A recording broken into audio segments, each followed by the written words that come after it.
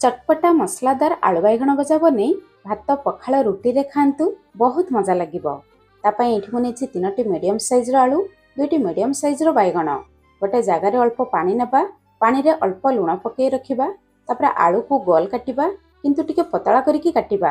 आलू काटी सारिबा परे पानी रे 2-3 थर धोई आनिबा तापर लुण पानी रे पकई रखिबा। बैगण को सेमिति गोल काटिबा किंतु आलू ठारू टिके मोटा रखी काटिबा।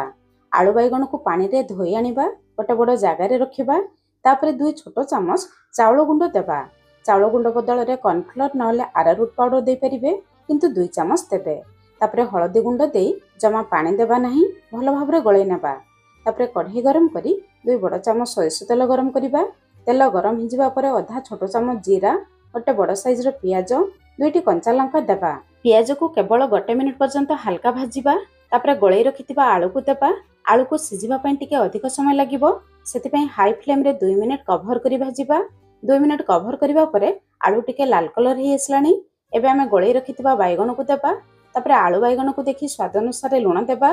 तापर हाई फ्लेम रे 2 मिनिट लेखा 2 थर तामाने 4 मिनिट कभर करी भाजिबा। सेपटे गोटे छोट पैन रे गोटे छोट चामच कंचा धनिया आधा छोट चामच जीरा गोटे सुखिला लंका दे मसला को हल्का भाजिबा। तापर बाहर को आनी मसला को गुंड करिबा। भजा को चटपटा करिबा पई गोटे मीडियम साइज रो टमाटो नेबा।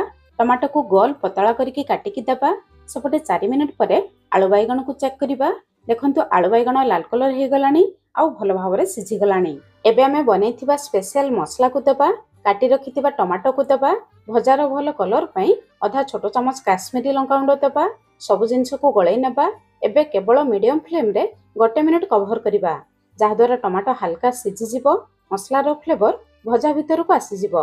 शेष रे भल बास्ना पई अल्प कटा धनिया पत्र देबा।